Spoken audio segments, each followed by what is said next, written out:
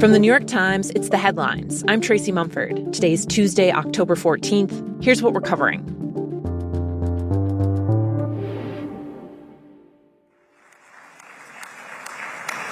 So this long and difficult war has now ended. You know, some people say 3,000 years, some people say 500 years, whatever it is. It's the granddaddy of them all. You succeeded in doing something that no one believed was possible. You brought most of the world behind your proposal to free the hostages and end the war. You could hear in the speeches by President Trump and Prime Minister Netanyahu in Jerusalem this kind of reaching to declare victory. This is the historic dawn of a new Middle East. Trump in declaring that the war is over, and Netanyahu claiming a victory for Israel over Hamas. With our military pressure and President Trump's global leadership, we achieved this historic moment. But, you know, there is no guarantee that this war is fully over. As much as it took months of negotiations, getting to this point may well prove to have been the easy part, and going from here forward to complete the rest of Donald Trump's peace plan might actually prove a lot harder. David Halbfinger is the Times bureau chief in Jerusalem. He says that after yesterday's long-awaited return of the last hostages and the release of nearly 2,000 Palestinian prisoners, there's been a huge sense of relief and tears of joy across the region at the break in fighting. But hanging over all of that are a lot of unresolved questions about what happens next. To go from a ceasefire to actual peace here, both sides have to give up things that they're really not ready to do. Hamas is being asked to lay down its weapons permanently. This, for Hamas, which is created as a resistance organization, is like, giving up its ideology or ceasing to exist.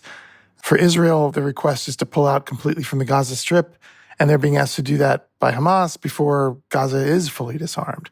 And the idea that Israel would pull out completely, knowing that Hamas still has weapons and fighters and tunnels, is just, it's hard to imagine them ever accepting that. And then there are other aspects of the way forward that are also equally thorny. The plan calls for an international stabilization force made up of soldiers from other countries, funded by other countries. While Arab countries are expected to step up, it is hard to imagine Arab countries sending their soldiers into Gaza to effectively assist the Israelis, lest they be considered an occupying army themselves. So there's just every aspect of the way forward is fraught with peril and pitfalls. In Gaza, with the ceasefire in place, the United Nations says it's making, quote, real progress in getting more aid in to help ease the humanitarian crisis there. It said it's now been able to bring in cooking oil for the first time since March, along with hundreds of thousands of hot meals, tents for displaced families, and medical supplies. The UN estimates that at least 500,000 Gazans will need treatment to address the effects of famine.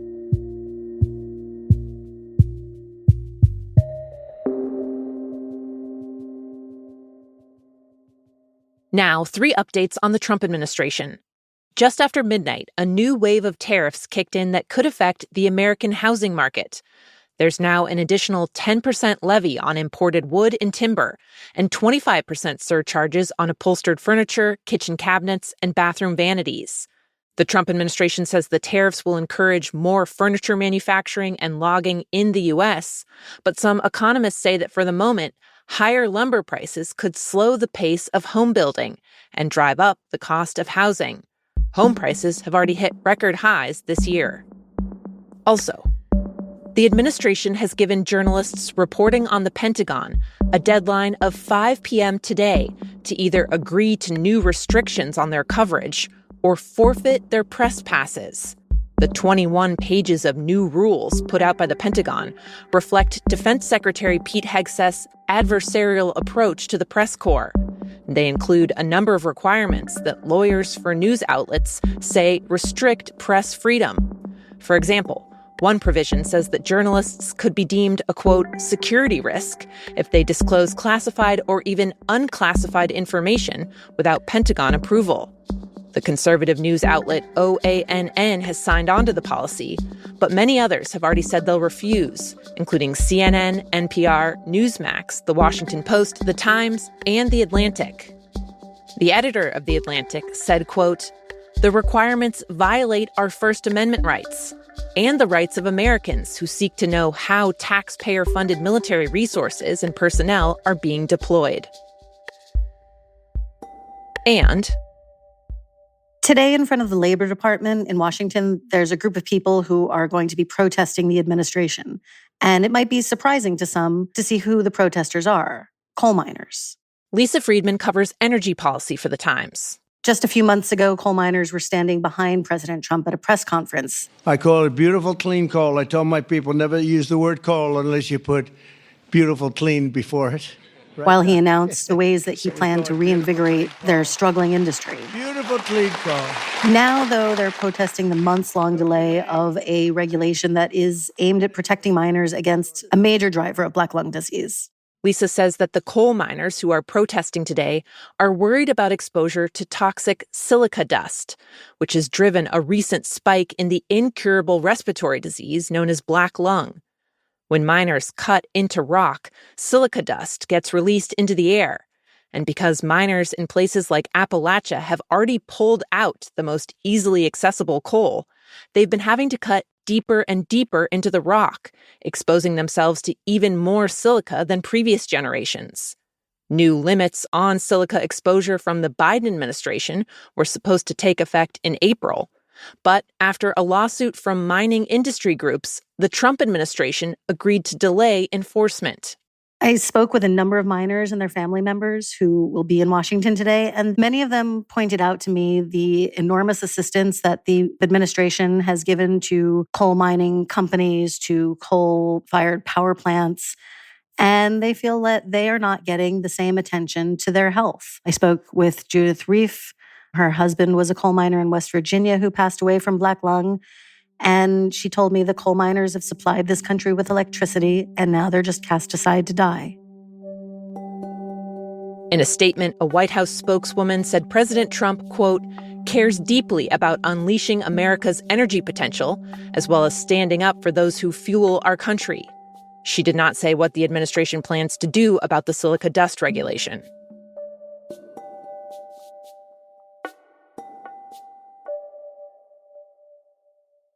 In California, homeowners who've lost everything in devastating wildfires say they've often had to live through a second trauma, dealing with insurance paperwork. In order to get payouts for what they've lost, most fire victims have had to submit exhaustive inventories, sometimes thousands of items long, covering everything from TVs to toothbrushes. After detailing every single thing, then insurers would decide what the payout would be. But a new law signed by Governor Gavin Newsom aims to ease that burden. Under the legislation, Californians will be able to collect at least 60% of their coverage amount without cataloging every item burned in the blaze. That's up from a 30% payout before. There's a cap of $350,000. Lawmakers celebrated the bill's passage as a win for wildfire victims. They'll no longer have to sift through the ashes or dig through old receipts and photos to find ownership of every little thing. The relief won't be instant, though. The new law takes effect next year and is not retroactive, meaning people who lost homes, like in LA's widespread wildfires this year, are not necessarily eligible. Lawmakers, however, are urging insurance companies to voluntarily adopt the practice now.